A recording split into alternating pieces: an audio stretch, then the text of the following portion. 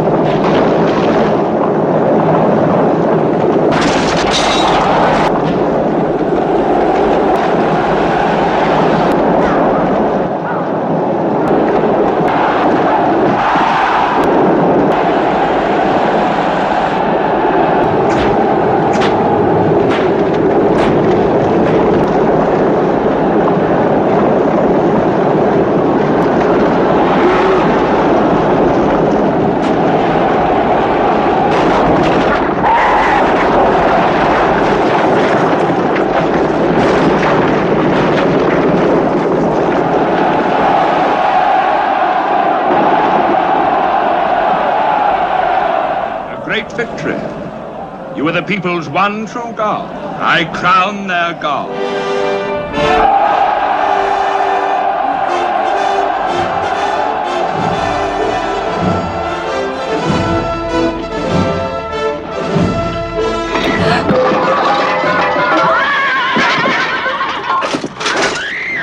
Watching the woman. The tiles was loose. It fell and struck the governor. Oh, no. My fault. Judah, Take all of them. Take them away. Them? It was me. Let them go. Judah!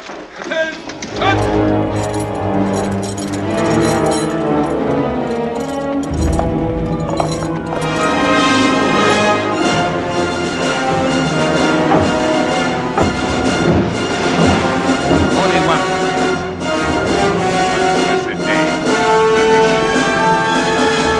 Keep an exact account. And before? 3 years.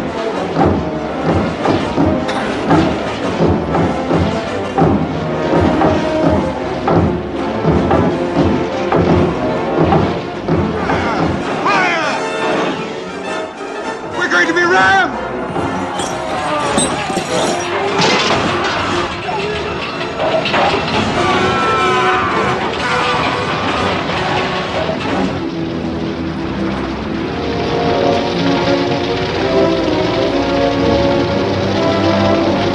Why did you save me? Why did you have me unchained? What is your name? 41. Judah Ben-Hur. Judah Ben-Hur. Let me die.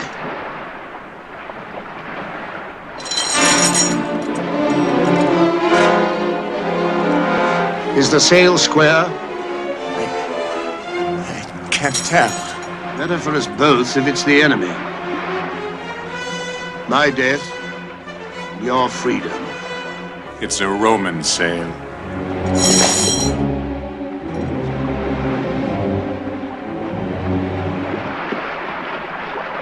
In his eagerness to save you, your God has also saved the Roman fleet.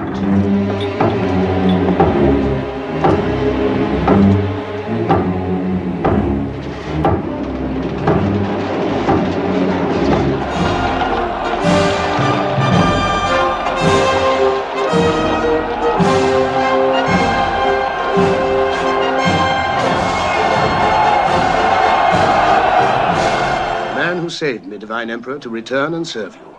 Is that all you know about him? No. He was accused of an attack on the governor of Judea, but he was innocent. If not, there's a strange inconsistency in this man who tries to kill my governor, yet saves the life of my consul. Come tomorrow. We'll talk of him. Allow us to be generous. As a reward to you for your great victory, we shall not send him back to the galleys. We give him to you as your slave to do with him as you like.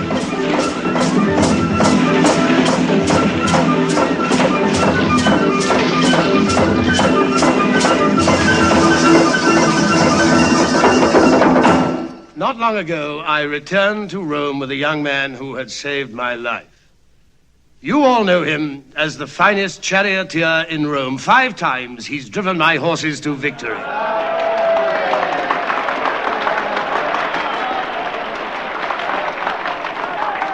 I know him as one who stands in the place of the son I lost. I have the love and pride in a son's achievements, which I thought I should never have again.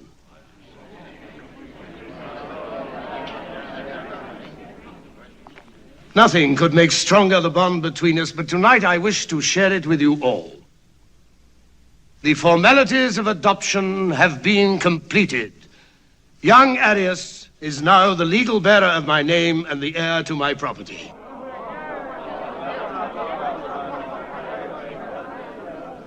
This ring of my ancestors would have gone to my son. So now it is yours.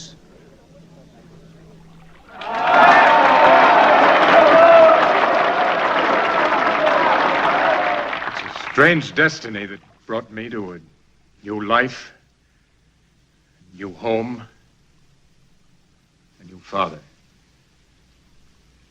It brought me here. It may take me away. But wherever I may be, I shall always try to wear this ring as a son of Arius should. With gratitude and affection. And with honor.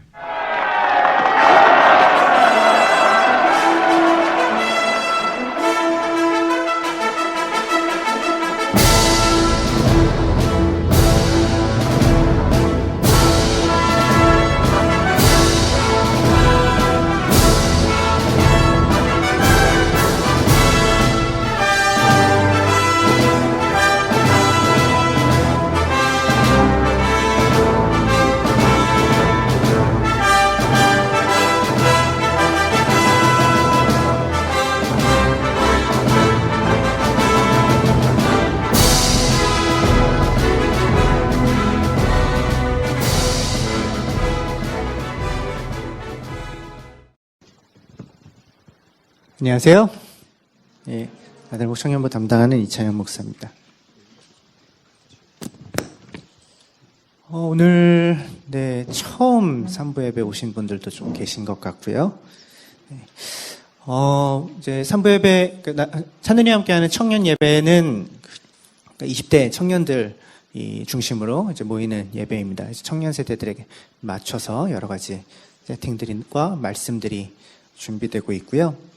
그래서 오늘 설교도 20대 청년들한테 맞춰서 준비했는데 저보다 나이가 많으신 분들이 꽤 계셔서 제가 약간 당황스러운데, 왜냐하면 이 배너란 영화를 물어보려고 그랬거든요. 그래서 본 적 없는 사람 배너를 처음부터까지 굉장히 많군요.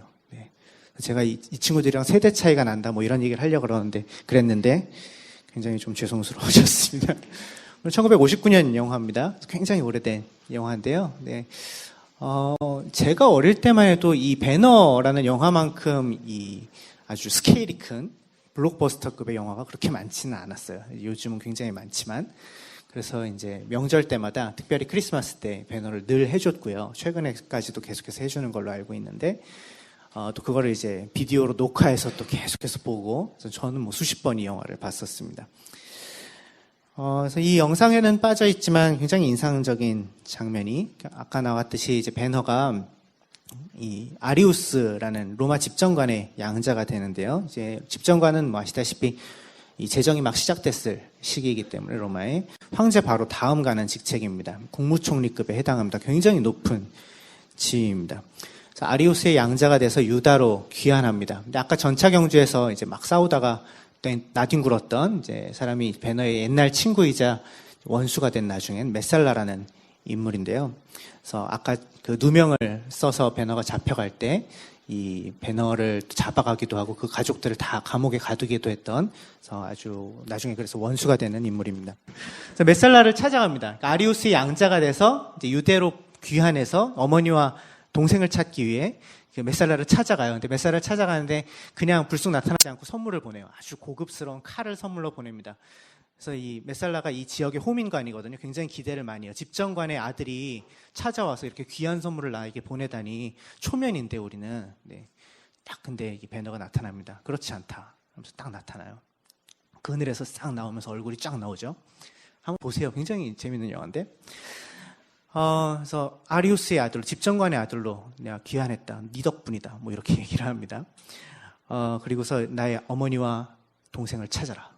막 되게 곤란해하니까 찾아라. 그러면서 자기의 그 인장 반지, 집정관의 가문의 반지를 쿵 찍습니다. 굉장히 그 통쾌한 장면이에요. 그래서 노예로 팔려갔었는데 집정관의 아들로서 복귀해서 집정관 아리우스의 이름으로 명령을 내리는 원수에게. 입양을 통해서 굉장히 극적인 신분의 변화가 일어난 것을 이 영화에서 볼 수 있습니다. 실제로 로마 시대에는 입양이 굉장히 흔하게 이루어졌습니다. 주로 가문이나 지위를 잇게 하기 위해서 이루어졌고요. 가장 대표적인 예가 로마의 초대 황제인 아우구스투스입니다. 옥타비아누스죠, 원래의 이름이. 카이사르, 시저의 양자로 결국 이 카이사르라는 그 이름 아래의 정권을 장악하고요. 나중에 이제 아우구스투스, 존엄한 자라는 칭호를 받으면서 황제에 등극하죠. 그러니까 시저의 카이사르의 양자가 옥타비아누스, 즉 초대 황제 아우구스투스입니다. 그리고 아우구스투스를 뒤를 이어서 로마의 황제의 자리에 오른 티베리우스도 역시 아우구스투스의 친자가 아니라 의붓아들이자 양자입니다.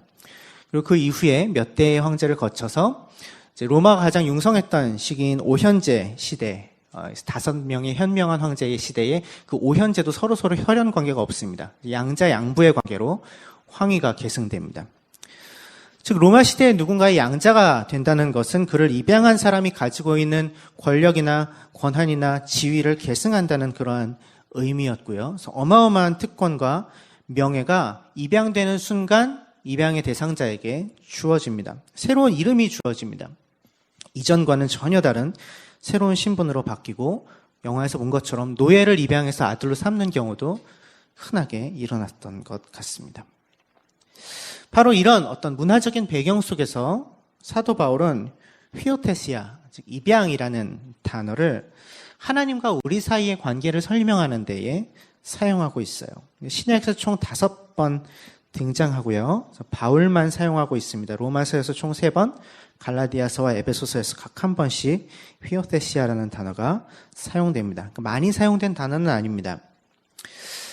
그래서 입양이 무엇인가를 우리가 살펴보기 전에 바울이 어떤 의미로 복음을 설명할 때 입양이라는 단어를 사용하고 있는가를 말하기 전에 먼저 자녀가 되는 것의 의미를 먼저 살펴볼 필요가 있을 것 같아요. 입양이란 자녀가 된다는 의미이기 때문이죠. 성경은 하나님과 그분의 백성 사이의 관계를 부모와 자식 관계로 자주 묘사합니다. 특히 구약에서 하나님과 그분의 백성인 이스라엘 사이에서 맺은 그 언약 관계를 설명하는데 이 자녀, 아버지, 부모 관계라는 그 그림 언어를 사용하고 있어요. 상징적으로 사용하고 있죠. 출애굽기 4장 22절 같은 경우에 너는 바로에게 말하여라. 나 주가 이렇게 말한다. 이스라엘은 나의 맏아들이다. 그러니까 모세에게 하나님이 명령하시죠. 파로에게 이스라엘은 나의 맏아들이다. 이렇게 말하라고 명령하십니다. 이사야 63장 16절에서도 주님께서는 우리의 아버지이십니다. 아브라함은 우리를 모르고 이스라엘, 야곱이죠. 우리를 인정하지 않는다 하여도 오직 주 하나님은 우리의 아버지이십니다. 혈통적인 조상이 우리를 그들의 자손으로 인정하지 않는다고 할지라도 주님께서 우리의 아버지 되십니다. 이렇게 고백하고 있는 것을 볼 수 있습니다. 하나님이 그분의 백성을 자녀로 삼으십니다. 양자로 삼으시죠. 이것이 하나님과 그분의 다스림을 받는 백성 사이의 관계를 표현하는 대표적인 언어입니다. 하나님과 그분의 백성 사이에서 맺어진 관계는 단순히 창조주와 피조물, 지배자와 피지배자의 관계가 아닌 것이죠. 사랑을 주고받는 관계인 것입니다. 인격적인 소통이 일어나는 관계죠. 그 인격적인 상호 소통의 관계, 아버지와 아들처럼 서로 사랑을 주고받는 관계 속으로 사람들을 이끄셨다. 당신의 백성들을 이끄셨다고 성경은 이야기하고 있는 것이죠. 이해할 수 없는 사랑입니다. 창조주이신 하나님이, 온 우주의 주인이신 하나님이 그냥 피지배자로 또는 피조물로 그 정도의 관계만 맺어도 아무도 뭐라고 할 사람이 없음에도 불구하고 사랑하는 관계를 맺기 위해 너희가 내 아들이다. 너는 내 아들이라. 라고 말씀하셨다는 것은 어마어마한 사랑이죠. 구약의 이스라엘은 하나님의 사랑받는 자녀, 첫 번째로 입양된 자녀들로 표현됩니다. 근데 알다시피 문제가 생겼죠. 이 하나님의 자녀가 된 이스라엘이 그 놀라운 특권을 거절하고 우상숭배의 길을 걷습니다. 하나님을 거절합니다. 하나님에게서 멀리 떠나죠. 아버지를 배신합니다. 배반합니다. 아버지께 등을 집니다. 하나님과 그분의 백성이 맺은 관계가 아버지와 자식 간의 관계와 같기 때문에 그 백성이 하나님을 배신하는 이러한 행위는 그만큼 더욱 고통스럽고 있을 수 없는 폐륜 행위가 되죠. 이렇게 하나님의 품을 떠난 이들을 향한 모세의 예언적인 신명기 32장에 기록되어 있는데요. 신명기 32장 6절을 같이 한번 읽어보죠. 시작. 어리석은 백성아, 이 미련한 민족아, 너희는 어찌하여 주님께 이처럼 갚느냐? 그는 너희를 지으신 아버지가 아니시냐? 너희를 만드시고 일으키신 분이 아니시냐? 예, 모세의 마지막 노래의 한 부분입니다. 네가 어떻게 이럴 수가 있냐? 하나님이 너를 어떻게 대하셨는데? 어떻게 하나님이 널 사랑하고 아끼셨는데 이럴 수가 있느냐? 하나님 입장에서도 내가 너를 얼마나 아끼고 사랑했는데, 내가 너를 나의 자녀로 삼기 위하여서 너에게 사랑을 퍼부어 줬는데 어떻게 나에게 이럴 수가 있느냐라는 그 마음이 말씀 가운데 담겨 있습니다. 사랑하는 존재, 자녀 삼은 이들에게 배반당한 아버지의 마음이죠. 그리고 이 마음은 지금도 주님을 떠나 다른 것을 섬기고 있는 자들을 향한 주님의 마음입니다. 이게 끝이 아닙니다. 자격 없는 존재를 자녀로 삼으신, 하지만 그 은혜조차도 배반하고 떠나버린 그 배은망덕한 존재들을 하나님은 끝까지 포기하지 않으시고요. 절절하게 그들을 다시 당신 곁으로 이끄시려고 애를 쓰십니다. 호세아서 11장 8절. 에브라임아, 내가 어찌 너를 버리겠느냐? 이스라엘아, 내가 어찌 너를 원수의 손에 넘기겠느냐? 너를 버리려고 하여도 나의 마음이 허락하지 않는구나. 너를 불쌍히 여기는 애정이 나의 속에서 불길처럼 강하게 치솟아 오르는구나 라고 하나님께서 말씀하십니다. 내가 어떻게 너를 버리겠니? 내가 너를 얼마나 사랑하는데 너를 원수들의 손에 내어 맡길 수가 있겠니? 그럴 수가 없다. 나의 마음이 절절하다 라고 하나님이 말씀하고 계신 것이죠. 에레미야 3장 14절 상반절에서도 이렇게 이야기합니다. 나를 배신한 자녀들아 돌아오너라. 나 주의 말이다. 내가 너희의 보호자다. 돌아오너라. 자기를 떠났지만, 배신했지만, 페류나 같이 제멋대로 살았지만 아버지는 포기하지 않으시는 것이죠. 애타는 마음으로 그들을 부르고 기다리십니다. 돌아오너라. 내 품으로 돌아오너라. 내가 어찌 너를 버리겠느냐? 어서 돌아오너라. 이것이 하나님께서 수많은 예언자들을 통하여서 이스라엘에게 말씀하신 하나님의 마음이죠. 사실 예언서뿐만 아니라 성경 전체가 하나님의 이 안타까운 마음으로 가득 차 있습니다.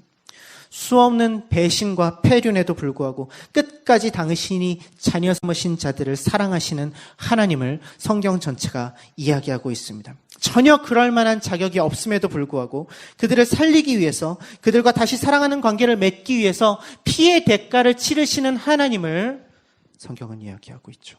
그것이 예수 그리스도의 십자가 사건을 통해서 선명하게 드러난 아버지로서의 하나님의 사랑이죠. 그리고 로마서 8장은 오늘 우리가 함께 살펴볼 본문인데요. 그 하나님의 사랑으로 인한 구원이 우리에게 어떤 영향을 미쳤는지를 가장 잘 설명해주고 있는 본문입니다. 그래서 8장에서 조금 발췌를 했는데 14절에서 18절 그리고 22절에서 23절을 다 같이 한 목소리를 읽겠습니다. 시작. 하나님의 영으로 인도함을 받은 사람은 누구나 다 하나님의 자녀입니다.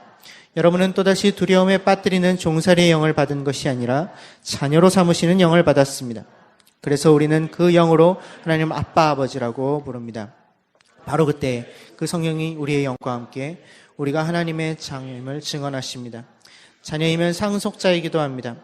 우리가 그리스도와 함께 영광을 받으려고 그와 함께 고난을 받으면 우리는 하나님이 정하신 상속자요 그리스도와 더불어 공동 상속자입니다. 현재 우리가 겪는 고난은 장차 우리에게 나타날 영광에 견주면 아무것도 아니라고 나는 생각합니다. 모든 피조물이 이제까지 함께 신음하며 함께 해산의 고통을 겪고 있다는 것을 우리는 압니다. 그뿐만 아니라 첫 열매로서 성령을 받은 우리도 자녀로 삼아 주실 것을, 곧 우리 몸을 속량하여 주실 것을 고대하면서 속으로 신음하고 있습니다. 같이 읽은 본문의 앞부분에 로마서 8장의 전반부에는 우리가 받은 구원의 의미를 매우 함축적으로 설명합니다. 1절에서 더 이상 정죄함이 없다라고 선언합니다. 생명의 법이 죄와 죽음의 법에서 우리를 해방하였기 때문이라고 이야기하죠. 그리고 9절에서 그리스도의 죽으심과 성령의 도우심으로 말미암아 우리는 육신 안에 있지 않고 성령 안에 있는 존재로 존재가 바뀌었다라고 이야기합니다. 그리스도께서 우리 안에 계시면 우리의 몸은 죄 가운데 죽어도 영은 의 가운데 산다고 10절에서 이야기하고요.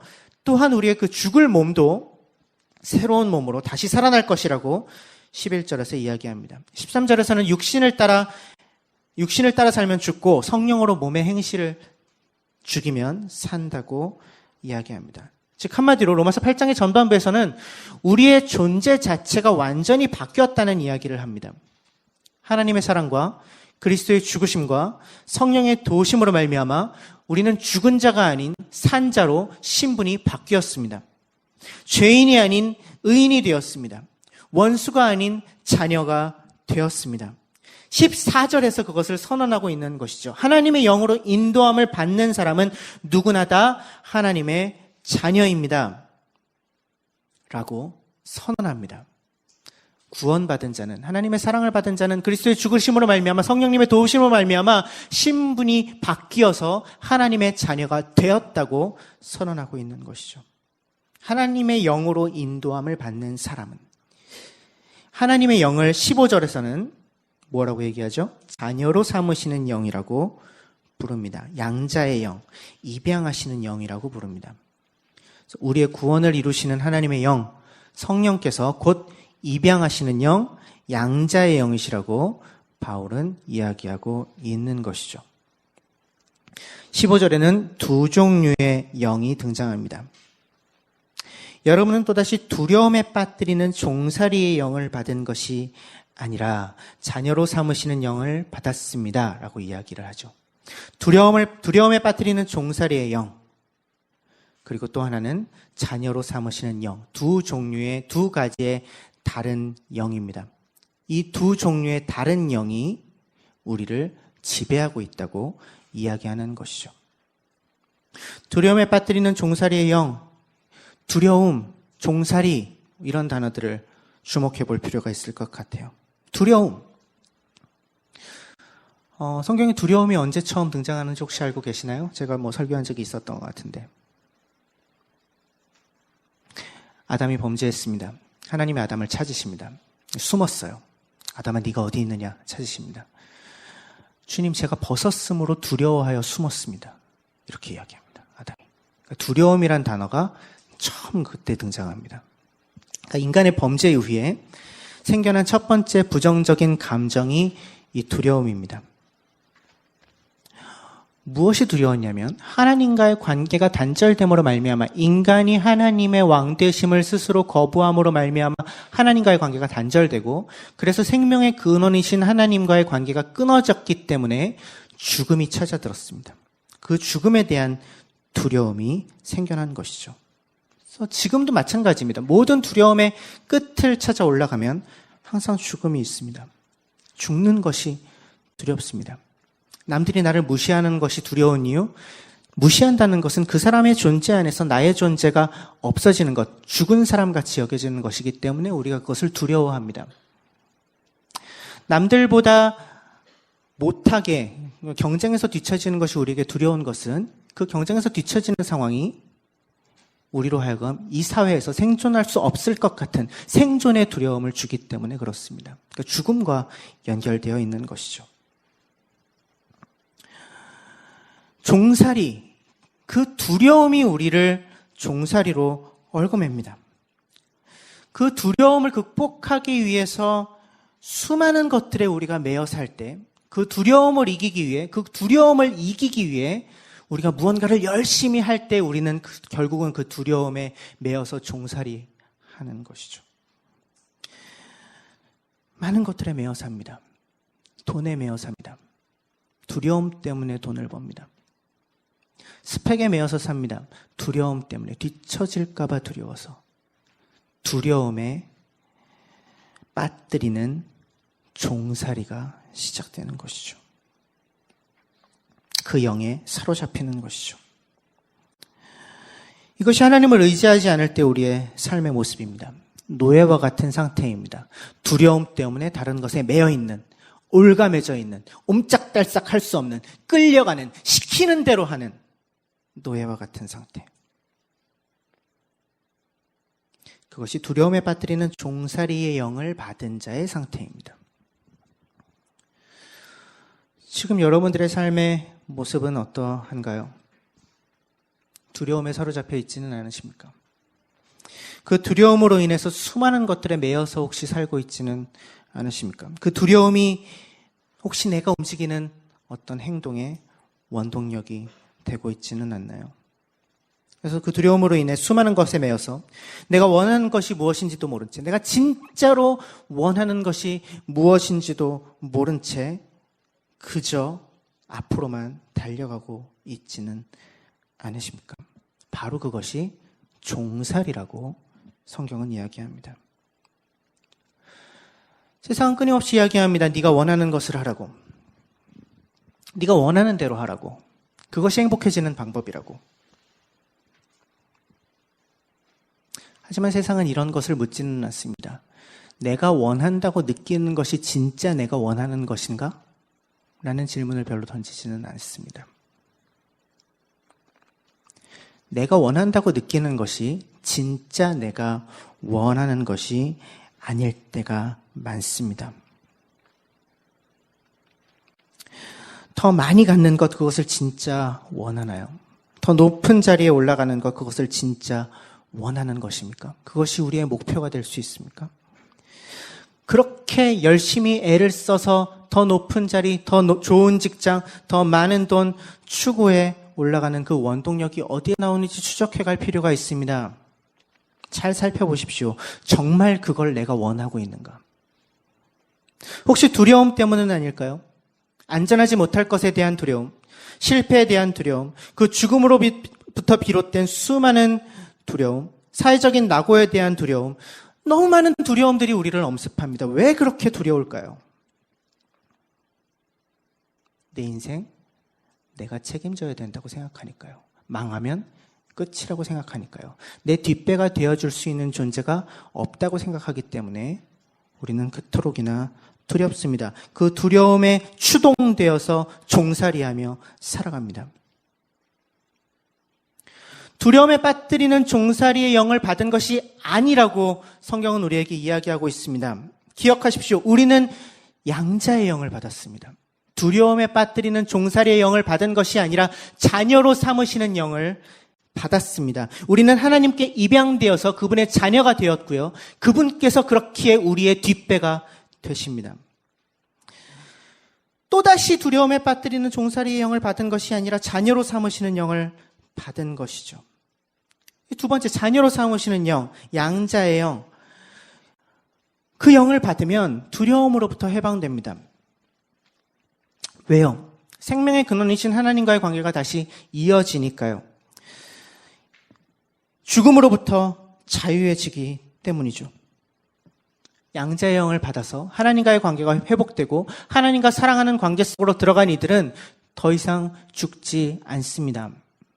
그것이 기독교가 가르치는 중요한 믿음입니다. 우리는 죽지 않습니다. 우리는 죽음으로부터 자유해졌습니다. 예수께서 죽음을 이기시고 승리하셨기에 그분과 함께 우리는 죽어도 부활합니다. 우리의 육신은 죽을지 몰라도 우리의 본체, 우리의 영은 죽지 않습니다. 영원히 삽니다. 죽은 육신도 그날에 부활합니다. 그것이 13절에서 육신을 따라 살면 죽을 것이고 성령을 따라 몸의 행실을 죽이면 살 것이라고 이야기하고 있는 이유입니다. 생명의 근원이신 하나님과 연결된 양자의 영을 받아서 그분과의 관계가 회복된 이들은 죽음으로부터 자유해집니다. 모든 두려움으로부터 해방됩니다.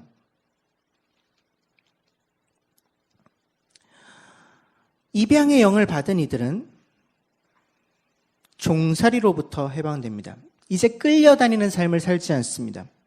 진정 자기가 원하는 것이 무엇인지를 알게 됩니다. 그것을 추구하며 아주 주도적인 인생을 살 수 있습니다. 요한복음 8장 32절에 진리를 알지니 진리가 너희를 자유케 하리라 말씀하신 것처럼 참된 자유를 양자의 영을 받은 이들이 경험하게 됩니다. 그 입양의 영을 받은 자들은, 양자의 영을 받은 자들은, 그 영의 영향력 아래에 머물러 있는 자들은 자기가 진짜로 원하는 삶을 살게 됩니다. 그리스도 안에서 무엇을 원하든 구하면 그대로 이루어 주시는 놀라운 특권을 얻습니다. 그것이 실제로 이루어지는 것을 보게 됩니다. 두려움에 의해 움직이는 것이 아닙니다. 두려움에 의하여서 나에게 필요하다고 느껴지는 것들을 구하여서 그것이 얻어지는 것이 아니라 내가 진짜 원하는 것, 나에게 정말로 필요한 것이 무엇인지를 알고 그리스도 안에서 그것을 구할 때 이루어 주시는 것을 경험하는 것이죠. 참된 자유가 그들의 삶의 원동력이 됩니다. 남들의 시선이 더 이상 아닙니다. 세상의 기준이 아닙니다. 자신에게 원래 주어져 있는 창조주의 목적을 찾고 그 목적을 따라서 꽃 피우는 삶을 양자의 영을 받은 자들은 살게 됩니다. 최선의 삶, 가장 아름다운 삶을 살게 되는 것이죠. 이게 자유입니다. 주님으로 인한 참 자유를 얻지 못한 이들이 흔히 하는 오해가 하나님이 자기를 속박한다고 느끼는 것입니다. 하고 싶은 것을 하지 못하게 한다고. 그렇지 않습니다. 진리는 우리를 자유케 합니다. 모든 얽어맨 것으로부터 해방시킵니다. 하나님은 우리를 자유케 하십니다. 하나님은 우리를 속박하지 않으십니다. 우리를 얽어맨 것을 풀어 헤치시고 참 자유로 우리를 이끄십니다. 그래서 이런 일이 내가 이것을 원한다고, 내가 이것을 바란다고 속고 있었던 것들의 정체를 드러내십니다. 그래서 진짜 내가 원하는 것이 무엇인지를 알려주시죠. 그래서 내가 그것을 원한다고 끊임없이 세뇌되었던 세상의 목소리로부터 우리를 풀어주셔서 모든 얽어맨 것들을 풀어 헤쳐주셔서 참 자유로 우리를 이끄십니다. 그래서 우리의 영이 진짜 원하는 것을 보게 하시고 그것을 구하게 하시고 그것을 이루어 주시죠. 내가 정말 원하는 것을 하게 하시는 것이 하나님의 뜻입니다. 내가 원한다고 느끼는 것이 아니라 내가 정말 원하는 것을 하게 하시는 것. 그래서 세상에 속아서 세뇌당에서 만들어진 원함과 필요가 아니라 내 안에 내재되어 있는 진짜 필요를 발견하도록 하나님이 도우시는 것이죠. 참 자유로 우리를 이끄시는 것입니다.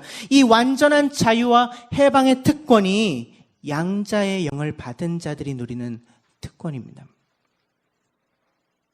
그 특권의 절정은 15절 하반절에 나오는 우리는 그 영으로 하나님을 아빠, 아버지라고 부릅니다 라는 것입니다. 하나님을 아빠, 아버지라고 부르게 된다는 것이 그 특권의 절정입니다.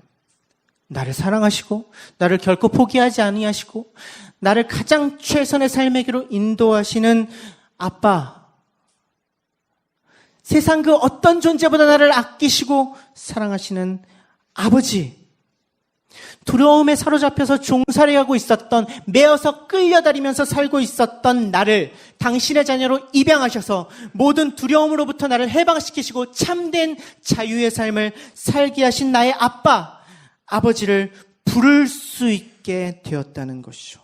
이것이 얼마나 놀라운 특권인지요. 하나님을 아버지라고 부를 수 있다는 것.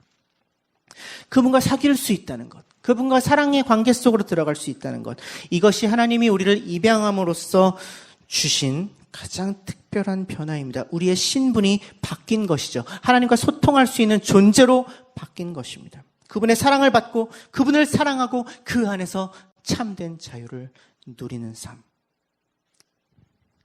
하나님과 사랑하는 삶을 사는 삶. 이것이 양자됨의 첫 번째 특권입니다. 두 번째 특권은 우리가 양자가 됨으로 말미암아 하나님께서 우리를 입양하심으로 말미암아 우리에게 주어진 두 번째 특권은 상속자가 된다는 것입니다. 16절을 함께 읽죠. 같이 읽겠습니다. 시작. 바로 그때에 그 성령이 우리의 영과 함께 우리가 하나님의 자녀임을 증언하십니다. 이야기합니다. 성령께서 증인의 역할로서 등장합니다. 우리가 하나님의 자녀임을 증언하는 존재, 그 증인의 역할을 성령께서 감당하신다고 이야기하고 있는 것이죠. 그 로마 문화에서 입양식에는 증인이 늘 필요합니다. 7명의 증인이 필요해요. 그래서 증인들의 증언으로 말미암아서 이 입양의 법적 효력이 발생합니다. 증인이 없으면 무효입니다. 법적 효력이 없습니다. 상속자가 될 수 없어요. 하나님이 우리를 입양하시는 데에 꼭 필요한 증인의 역할을, 그 법적 효력을 보장하는 역할을 다름 아닌 성령님께서 하신다고 바울은 이야기하고 있는 것이죠. 왜 그 법적 효력이 필요할까요? 왜 그 보장이 필요합니까? 왜 증인이 필요하죠?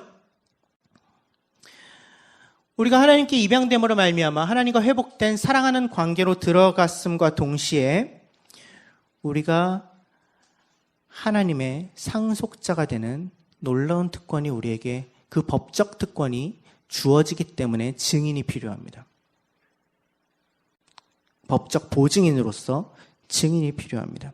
상속권의 보증인으로서 증인이 필요한 것이죠. 17절에 그것을 선언하고 있는 것입니다. 자녀이면 상속자이기도 합니다. 하반절에 우리는 하나님 정하신 상속자요 그리스도와 더불어 공동 상속자입니다. 이렇게 선언하고 있습니다. 우리가 하나님의 상속자가 되었다는 것이죠.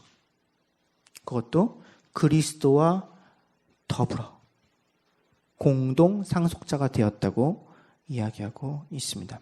그래서 영화에서 배너가 아리우스의 이름과 권한과 유산을 물려받은 것처럼, 그 인장 반지를 그 손에 끼운 것처럼 우리도 하나님의 이름과 권한과 유산을 물려받은 상속자가 이미 되었다고 이야기하고 있는 것이죠. 근데 뭘 상속합니까?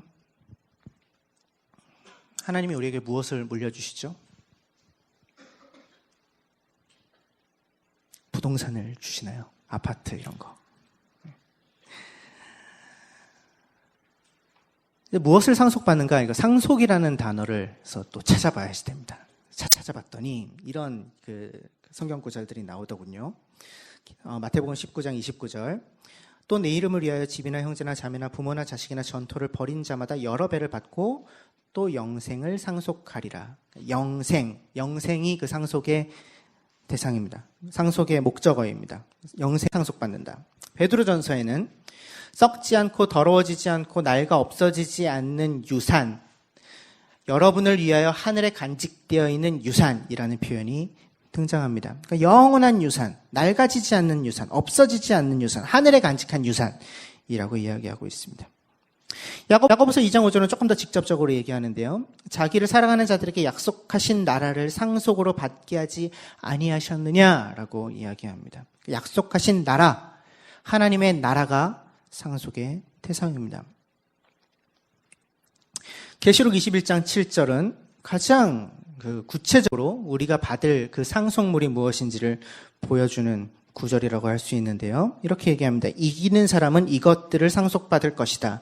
나는 그의 하나님이 되고 그는 내 자녀가 될 것이다. 이것들이 뭔지를 알려면 앞을 봐야 되겠죠. 계시록 21장 2절에서 6절. 그냥 다 읽지 않고 그냥 쭉 보겠습니다. 이것들이 무엇인지. 거룩한 도성 새 예루살렘 2절에, 3절에 하나님이 함께 계시는 것, 하나님의 백성이 되는 것.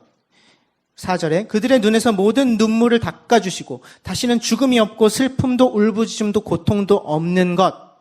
5절에 모든 것을 새롭게 하시는 것. 6절에 생명수 샘물을 거저 마시게 하는 것. 이기는 사람은 이것들을 상속받을 것이다. 이렇게 7절에서 이야기하고 있는 것이죠. 거룩한 도성 새 예루살렘, 하나님이 함께 하시는 것, 친히 함께 하시는 것, 하나님의 백성이 되는 것, 모든 눈물과 고통과 아픔이 사라지는 것, 슬픔, 울부짖음, 고통이 없어지는 것, 모든 것이 새로워지는 것, 그것이 우리가 상속받을 것들이라고 계시록에서 이야기하고 있는 것이죠. 결국 하나님께 입양된 자녀로서 우리는 무엇을 상속받는다는 것입니까? 하나님의 자녀는 완성된 하나님의 나라를 상속받습니다. 하나님의 자녀는 그분의 나라, 그분의 다스림 아래 영원히 거하는 것을 상속물로서 받습니다. 그래서 언젠가 그분이 다시 오셨을 때에 이루어질 완성된 그 나라의 회복과 그에 속한 모든 것들, 계시록에서 이야기하고 있는 것들을 상속받습니다. 모든 고통과 눈물이 사라지고 슬픔과 울부짖음이 없는 완전한 사랑과 정의의 통치, 그 하나님의 나라를 상속받습니다. 그것을 누리게 됩니다. 그 나라가 오면 그것을 누리게 됩니다. 이것이 약속된 상속물입니다. 우리가 그 나라의 상속자라고 성경은 이야기하고 있습니다. 그 나라에서 그 놀라운 회복을 누리게 될 이들이 다름 아닌 바로 우리들이라고, 그것이 우리가 받을 유산이라고 성경은 우리에게 확실하게 증언하고 있는 것이죠. 이게 우리가 받을 유산입니다. 이것이 우리에게 주어진 약속입니다. 현세적인 복이 아닙니다. 아파트 아닙니다. 좋은 직장 아닙니다. 높은 지위에 올라가는 것 아닙니다. 그것이 우리에게 예비되어 있는 상속물이 아닙니다. 우리를 위하여 예비되어 있는 상속물은 영원한 하나님의 나라, 그 안에 속한 모든 것입니다. 눈에 보이는 소망이 아닙니다. 우리에게 약속된 것은 눈에 보이지 않는 것들에 대한 소망입니다. 뿐만 아니라 이 상속이 그냥 주어지는 것이 아닙니다.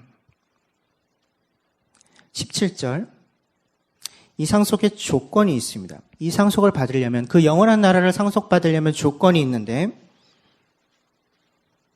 그 조건이 무엇인가요?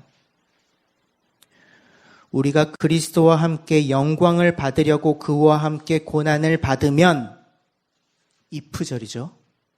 만약 우리가 그리스도와 함께 영광을 얻으려고 그분과 함께 고난을 받으면 우리는 하나님이 정하신 상속자요, 그리스도와 더불어 공동 상속자입니다 라고 이야기하고 있습니다. 상속의 조건이 이것입니다. 그리스도와 함께 고난받는 것. 22절에서 모든 피조물이 이제까지 함께 신음하며 함께 해산의 고통을 겪고 있다는 것을 우리는 압니다 라고 이야기를 합니다. 피조물이 고통을 겪고 있답니다. 신음하고 있답니다. 그런데 함께 그렇게 하고 있대요. 누구와 함께일까요? 누구와 함께 신음하고 있는 것일까요? 누구와 함께 고통받고 있는 것입니까? 우리와 함께. 우리와 함께. 그래서 23절에 이렇게 얘기하는 것이죠. 첫 열매로서 성령을 받은 우리도 자녀로 삼아주실 것을, 곧 우리 몸을 속량하여 주실 것을 고대하면서 속으로 신음하고 있습니다. 이야기하고 있습니다. 우리는 신음하고 있습니다. 이 땅의 수많은 고통 가운데에서 신음하고 있습니다. 여기서 신음하다라고 번역한 단어는 이 아이를 출산할 때의 여인들의 그런 신음소리를 묘사하는 단어입니다. 해산의 고통으로 신음하고 있습니다.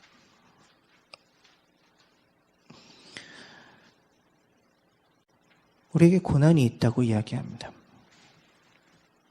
온갖 어려움이 있다는 것이죠. 우리가 하나님의 상속자로서 그분의 양자가 되어 그분의 자녀가 되어 그분이 약속하여 주신 그 상속물인 영원한 나라를 물려받기 위하여 우리가 우리의 몫에 고난을, 고통을 당해야 한다고, 우리가 그 안에서 신음하고 있다고 바울 사도는 이야기하고 있는 것이죠. 이거는 실존적으로 우리에게 당면에 있는 문제죠. 우리에겐 수많은 고통이 있습니다. 깨어진 세상 속에서 살고 있기 때문에 겪는 고통이 있습니다. 특별히 잘못하지 않았어도 겪게 되는 고통이 있습니다. 세월호 희생자들이 그랬던 것처럼 그 온갖 부조리의 희생물로서 그들이 고통받았던 것처럼 그냥 깨어진 세상 속에 우리가 있기 때문에 당하는 고통입니다. 억울한 고통이죠. 그리스도인들이 그런 고통을 겪습니까? 예.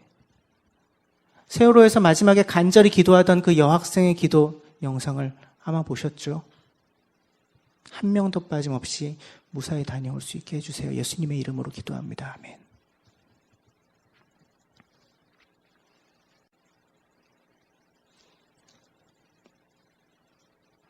그 기도에 응답하지 않으셨습니다.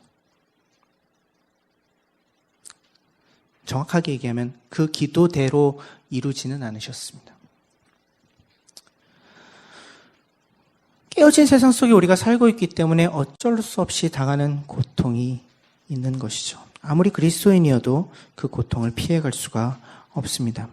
뿐만 아니라 이것은 그리스도인이 아니라 모든 사람들에게 공통적으로 해당하는 것일 테지만요. 그리스도인들은 그리스도인이기 때문에 세상에서 추가적인 고통을 당하기도 합니다. 고난을 받습니다. 세상이 돌아가는 방식과 전혀 다른 방식으로, 정반대의 방식으로 삶을 살아가려고 할 때, 하나님 나라 백성다운 삶의 방식으로 우리의 삶을 살아가려고 할 때 시시때때로 억울합니다. 시시때때로 손해봅니다. 시시때때로 내 몫을 못 챙깁니다. 때로는 직접적인 고난을 당하기도 합니다. 손가락질을 당하고 욕설을 듣기도 하죠. 지금은 그런 일이 거의 없지만, 하지만 아직도 지구상의 한쪽에서는 여전히 일어나고 있는 일인데, 신앙을 갖고 있다는 이유 그 하나만으로 죽임당하기까지 하는 것이 그리스도인들에 위하여 준비되어 있는 추가적인 고난입니다.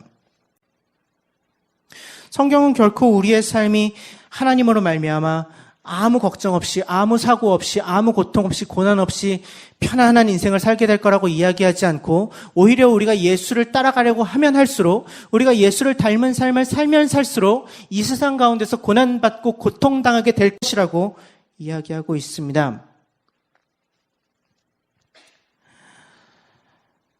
그런데 그 고통을 뭐라고 얘기하고 있어요, 본문에서? 해산의 고통이라고 이야기하고 있어요. 해산의 고통. 우리가 이 땅에서 당하는 수많은 고난과 고통이 해산의 고통과 같다는 것이죠. 아이를 낳을 때 여인이 겪는, 그 아이를 낳기 위해서 치러야만 하는 그 고통과 같다는 것입니다. 더 소중한 것을 얻기 위해 필요한 고통이라는 것이죠. 저에게 아이가 둘 있습니다. 두 아이를 낳을 때 그 방에 같이 있었습니다. 저도. 그래서 첫째를 낳을 때는, 그러니까 둘 다 밤 12시에 병원에 갔어요. 첫째를 낳을 때는 저도 정신없고 아내도 정신없고, 그래서 정말 뜬 눈으로 꼬박 세워서 7시에 아이를 낳았는데, 꼬박 세우고 7시에, 아침 7시에. 둘째를 낳을 때는 약간 이제 그 긴장이 조금 풀어져서 잠깐 졸고 이러다가 이제 아직도 얘기를 듣고 있는데, 근데 그 고통이 그냥 옆에서 봐도 정말 장난이 아닙니다. 그러니까 경험할 수는 없잖아요. 남자들은 경험할 수 없는데 그냥 옆에서만 봐도. 그래서 아내가 첫째를 낳을 때 정말 정신이 하나도 없으니까, 너무 아파서 정신이 없으니까 제가 이렇게 아내를 안고 같이 이제 호흡법 같이 하고 이러고 있는데 제 팔을 어느 순간에 꽉 깨물더라고요. 진짜 세게. 아프다고 말도 못하고 더 아프니까. 나중엔 생각이 안 난대요. 정말 너무 아파서 정신없이.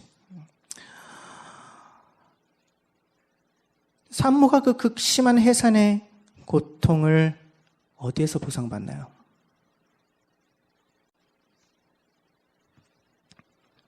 아이를 낳아서 품에 안았을 때 보상받죠. 무엇과도 바꿀 수 없는 그 소중한 생명을 받아 안았을 때 그 해산의 고통이 보상됩니다. 우리가 이 땅에서 받게 되는 고난과 고통이 이 해산의 고통과 같다고 로마서 8장에서 이야기하고 있는 것이죠. 우리의 고통이 이와 같습니다. 우리의 고통은 해산의 고통입니다. 의미 없는 고통은 없습니다. 이 깨어진 세상 가운데 우리가 겪는 고통, 특별히 그리스도와 함께 겪는 고난의 끝에는 무엇과도 바꿀 수 없는 소중한 생명이 기다리고 있습니다. 우리가 그 생명을 손해받아 안게 될 것입니다. 그때 우리의 고통이 보상받게 될 것입니다. 이 땅에서가 아닙니다.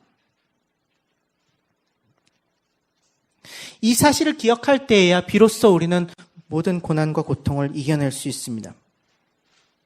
눈에 보이는 것으로 보상받는 것이 아닙니다. 그 고난을 이길 힘은 보이지 않는 것에 대한 소망으로부터 나옵니다. 우리가 장차 누릴 영광의 소망에서 나옵니다. 18절에서 이야기하고 있는 것이죠. 현재 우리가 겪는 고난은 장차 우리에게 나타날 영광에 견주면 아무것도 아니라고 나는 생각합니다라고 바울 사도가 이야기하고 있습니다. 지금 우리가 겪고 있는 고난은 그것이 아무리 심하다고 할지라도 장차 우리가 받게 될 그 영광에 비하면 아무것도 아니다라고 이야기하고 있는 것이죠. 그 영광 가운데로 우리가 들어가 그 귀한 무엇과도 바꿀 수 없는 참된 생명을 우리의 품 안에 받아 안았을 때 그 모든 고통이, 그 해산의 고통이 보상받게 될 것이라는 것입니다. 언제 그 일이 일어나나요? 그 영광이 언제 우리에게 나타납니까? 그 보상이 언제 우리에게 주어지죠? 우리의 입양이 완성될 때 주어집니다. 23절은 굉장히 독특합니다. 같이 한번 읽어보죠. 23절, 24절, 25절 뒷면에도 있는데요. 23절에서 25절까지 한번 같이 읽겠습니다. 그뿐만 아니라 첫 열매로서 성령을 받은 우리도 자녀로 삼아주실 것을, 곧 우리 몸을 속량하여 주실 것을 고대하면서 속으로 신음하고 있습니다. 우리는 이 소망으로 구원을 얻었습니다. 눈에 보이는 소망은 소망이 아닙니다. 보이는 것을 누가 바라겠습니까? 그러나 우리가 보이지 않는 것을 바라면 참으면서 기다려야 합니다. 로마서 8장에 입양이라는 휘오테시아라는 단어가 2번 등장하는데요. 15절과 23절에 등장합니다. 15절에서는 자녀로 삼으시는 영, 아까 얘기했던 그 부분에 자녀로 삼다에 등장하고요. 23절에 우리도 자녀로 삼아 주실 것을, 여기에 이제 한 번 더 등장하는데요. 입양될 것을 첫 열매로서 성령을 받은 우리도 입양될 것, 곧 우리 몸을 속량하여 주실 것을 고대하면서 속으로 신음하고 있습니다. 이렇게 이야기하고 있습니다. 이게 무슨 얘기예요? 우리의 몸이 썩어져갈 우리의 육체가 속량되어 새로운 육체를 입게 되는, 부활체를 입게 되는 그날에 어떻게 된다고요? 여러분, 우리의 몸이 속량된대요. 곧은 뭐죠? 등호죠. 네. 우리 몸이 속량되는 것, 그것이 즉 뭐라고요? 자녀로 삼아주시는 것이다. 이렇게 이야기합니다. 이게 무슨 의미인지 아시겠습니까? 하나님이 우리를 입양하셨습니다. 그죠? 과거에 일어난 일입니다. 우리는 그 입양된 자녀로서의 특권을 우리의 삶 속에서 누리면서 삽니다. 시제가 뭐죠? 현재죠. 그리고 우리의 몸이 속량될 때, 우리가 부활체를 입게 될 때 자녀로 삼으시는 것이 완성됩니다. 미래적인 차원이죠.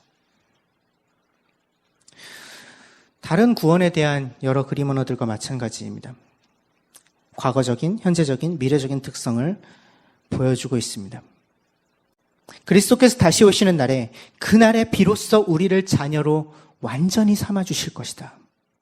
우리가 이미 입양되었고 그 입양됨의 특권을 누리고 있지만 그 입양됨이 그날에 가서야 완성될 것이다. 그때에 우리가 그 영광을 누리게 될 것이다 라고 이야기하고 있는 것이죠. 첫 열매로서 성령을 받은 우리도 자녀로 삼아주실 것을, 곧 우리 몸을 속량하여 주실 것을 고대하면서 속으로 신음하고 있습니다. 이렇게 이야기합니다. 우리는 그날을 고대합니다. 우리의 입양이 완성될 날, 예수 그리스도께서 다시 오셔서 모든 것을 회복하시고 우리의 썩어져갈 육체까지도 썩지 않을 새로운 육체로 회복하실 그날을 우리는 고대합니다. 목이 빠지게 기다립니다. 타는 목마름으로 그날을 기다리고 있습니다.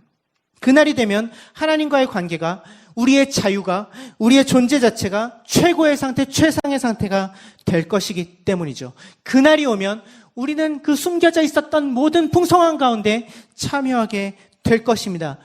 그날을 우리는 고대합니다. 그리고 속으로 신음하고 있습니다. 지금은. 우리는 이 소망으로 구원을 받았습니다라고 24절에서 이야기하고 있습니다. 다른 소망이 아니라 이 소망, 우리의 몸이 속량되어 그 입양됨이 완성되게 될 그날을 향한 소망으로 구원을 얻었다는 것이죠. 이 소망으로 구원을 얻었습니다. 과거형입니다. 이미 얻었습니다. 구원은 이미 우리가 받아 누리고 있는 어떤 것입니다. 완성되지는 않았습니다. 그날이 되면 완성될 것입니다. 그렇기 때문에 계속해서 이야기하는데 눈에 보이는 것은 소망은 소망이 아닙니다. 이렇게 이야기합니다. 눈에 보이는 소망은 소망이 아닙니다. 보이는 것을 누가 바라겠습니까?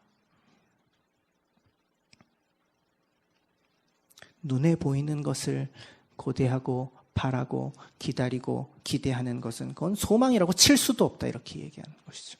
눈에 보이는 것을 바라는 게 그게 뭐 소망이야. 이렇게 얘기하는 것이죠. 25절. 우리가 보이지 않는 것을 바라면 어떻게 해야 된다고요? 참으면서 기다려야 합니다. 라고 이야기합니다. 참으면서 뭘 참아야 될까요? 눈에 보이는 세상 가운데 일어나는 일들을 참아야 합니다. 인내해야 합니다. 그 세상 가운데 있는 여러 고통과 아픔을 인내해야 합니다. 참으면서 기다려야 합니다. 무엇을 기다리죠? 눈에 보이지 않는 것들이 실제로 우리 눈앞에 이루어질 날을 기다리는 것이죠. 우리가 보이지 않는 것을 바라면 지금 우리 눈앞에 있는 우리 눈에 보이는 것들, 그것으로 인하여서 일어나는 여러 부조리함과 고통과 고난들을 참으며 눈에 보이지 않는 것들이 우리의 눈앞에 또렷하게 드러날 그날을 기다려야 한다고 바울이 이야기하고 있는 것이죠.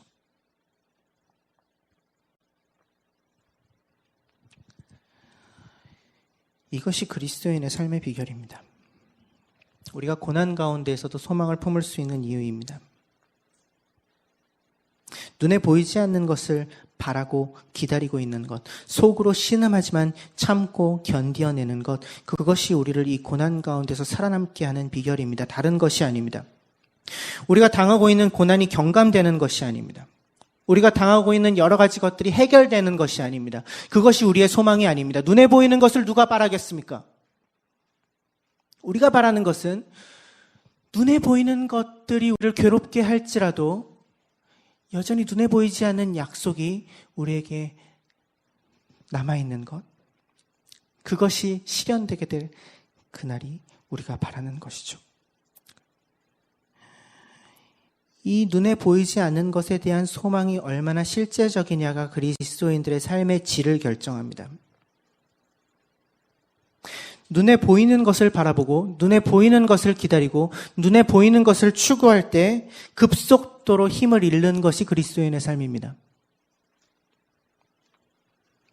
보이지 않는 것을 기대하며 소망함으로 눈에 보이는 것들이 없어도, 눈에 보이는 것들이 나를 힘들게 하고 괴롭게 해도 여전히 보이지 않는 것들로 인한 소망을 품으며 견디어내는 것, 그것이 우리의 삶의 비결입니다.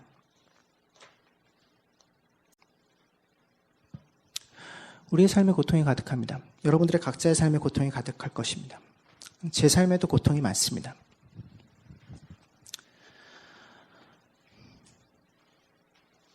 여러 고통이 있습니다. 사람들과의 관계 속에서 또 참 이 청년부 사역을 감당하면서 저의 그릇이 참 작다는 것을 또 느끼면서 여러 자괴감에 고통스럽기도 하고 여러 고통이 있습니다. 여러분들에게 각자의 고통이 있을 것입니다. 친구들과의 깨어진 관계, 뭐 이성 친구와의 깨어진 관계, 학업에서의 여러 경험하게 되는 실패, 곧 날라올 성적표, 기말고사, 가정에서 겪게 되는 여러 아픔들, 깨어진 관계의 결과물을 억울하게 뒤집어 써야 하는 그러한 상황들, 때로는 공동체 안에서 여러 오해들과 여러 잘 소통되지 않음으로 인하여 말미암은 수많은 관계의 깨어짐으로부터 비롯되는 고통들,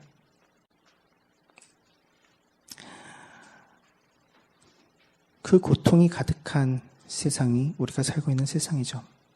인생은 고해라고 하는 불교의 가르침과 마찬가지로 고통이 가득한 바다, 고통의 바다. 그런데 우리가 이 고통이 가득한 세상을 견뎌낼 힘이 어디에서 나옵니까? 두 가지입니다.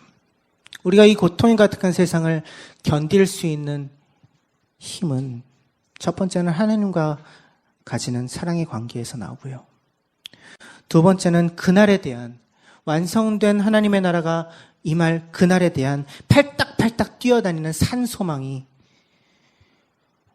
우리가 고통을 이겨낼 수 있도록 합니다.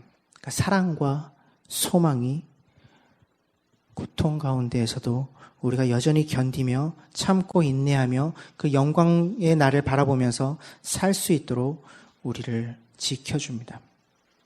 하나님의 아들, 딸로 그분의 입양을 받아 양자가 되어 그분의 사랑받는 자녀로 이 땅에서 살아가는 비결은 사랑과 소망입니다.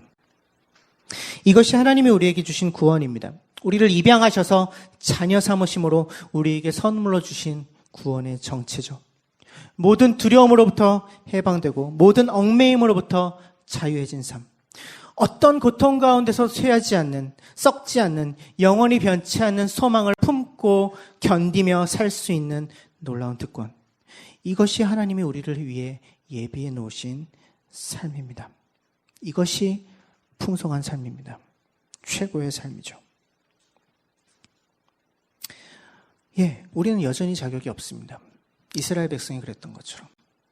우리는 그분의 자녀됨을 감당할 자격이 전혀 없습니다.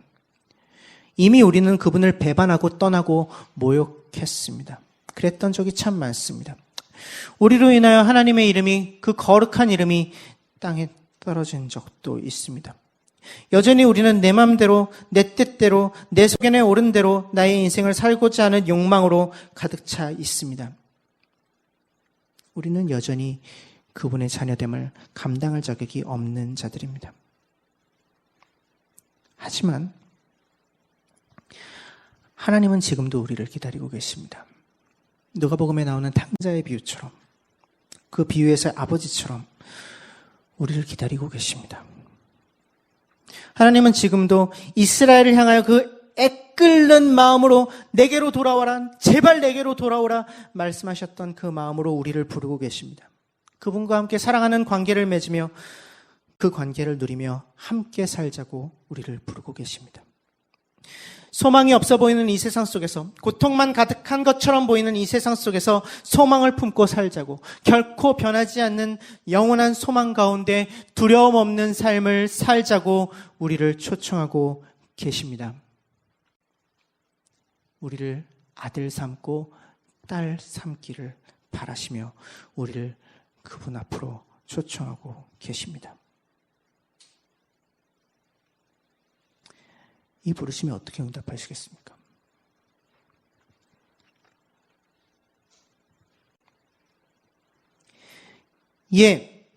믿습니다, 주님. 당신이 이 모든 것들을 이미 이루어 놓으셨습니다. 믿음으로 받기로 결단합니다.